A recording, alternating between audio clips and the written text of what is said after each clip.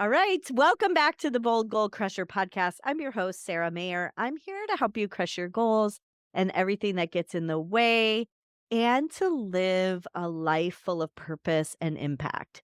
So, today we're tackling a crucial topic for everybody out there: how to move from an idea to a tangible process. We actually all have these moments of inspiration where a brilliant idea strikes us, but how often do these ideas really turn into reality? The difference between dreamers and doers lies in one word: action. So, today I'm going to walk you through the steps to transform your ideas into measurable progress. Before we jump in, I do have a great journal. You could go to saramayer.com. Favorite things, check out my Amazon journals. This one is called Driven to Succeed, a goal oriented journal for high achievers. And it has some great journal prompts where you can choose a prompt every day and write about your goals. So definitely check that out. It's a really small little book that you can toss in your purse. All right, so let's talk about the power of starting. So, ideas are exciting. They're the spark that ignites our passion and creativity inside us. But that spark can easily fizzle out if it isn't followed by action. And the first step in moving from idea to progress is simply to start. So you don't have to do everything all at once. You don't need to know every single step for the goal in order to get started. You just need to know the first couple of steps. So break down your idea into smaller, manageable steps. And I like to have one journal, like this journal is all about one goal. It's a little bigger notebook, but I also can shove some papers in there and everything. And one of the things I like to do is as things come to my mind or I get excited, but I'm not at that step, I still capture it in that notebook. And that's really important because I know I'll never forget that. It's like writing a book. You don't need to know what the cover's going to look like or who you're going to dedicate it to or what you're going to say in the jacket until you've started the book, but you might have a great idea for that. So jot it down. So when you get to that step, you have all those ideas. So the first step is start small. The second step is overcoming that fear of imperfection. A common roadblock is the fear that you produce when you think it might not be perfect. So remember, progress is better than perfection. And your first version doesn't have to be flawless, it just has to exist. And then three, set a start date. Put a date on your calendar when you will take that first step, when you will take the next step, when you will take the third step and the fourth step. And don't leave it up to chance or convenience. We put a lot of stuff on our calendar as appointments. And in reality, many of the things don't lead us closer to our goals. It's time our goals make it on our calendar.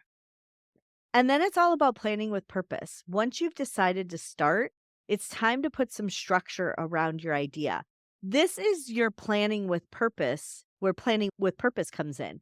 So, a solid plan can be the bridge between your idea and your first signs of progress. That's the plan there. So, first, define your end goal. What does success look like? Be specific. The clearer your end goal, the easier it will be to create a roadmap to get there. And then you want to reverse engineer your steps. So think backward from your end goal and list maybe the major milestones that you need to hit along the way. Again, you don't need to know every single step of your goal, just a loose blueprint for action. And then you want to prioritize your actions. Not all tasks are created equal. So you want to focus on the tasks that will have the most significant impact on moving your idea forward and avoid getting stuck in that busy work, if you will. And then we talked about it. It's got to be on your calendar. Block some time on your schedule. Allocate specific times in your calendar to work on these prioritized actions and protect this time as if it were a meeting with maybe your most important client, because it is. Now it's time to build momentum through action. So once you have a plan, the next step is to build the momentum. And momentum is truly a powerful force that can keep you moving forward even when motivation wanes. So the first thing, take consistent action. Even small actions, when taken consistently, compound over time.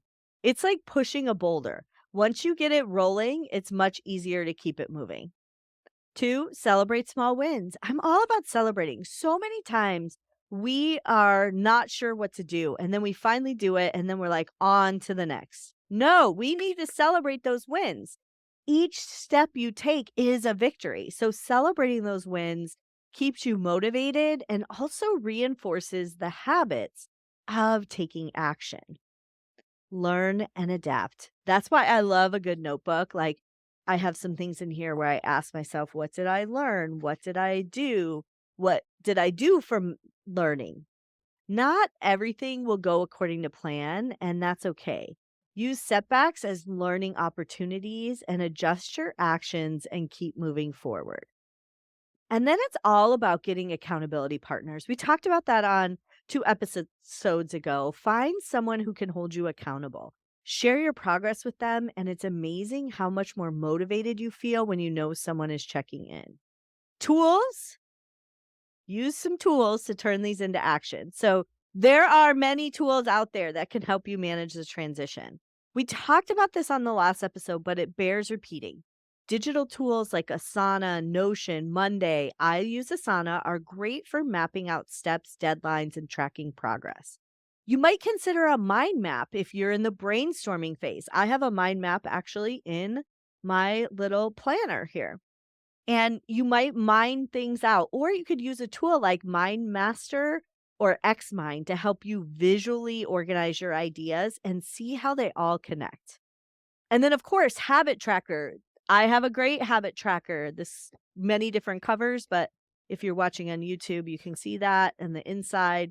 This is a great way. You can also use some apps like Streaks, Habitua, or some simple habit trackers that help you maintain that consistency.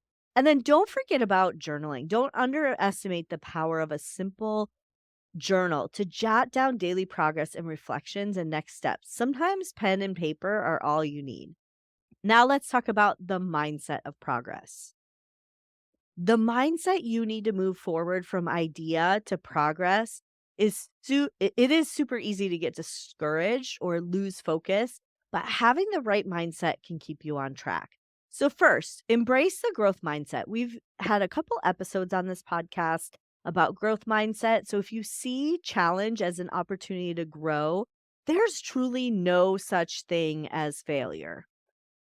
To be patient and persistent. Progress doesn't always happen overnight. So keep showing up even when it feels like nothing is happening.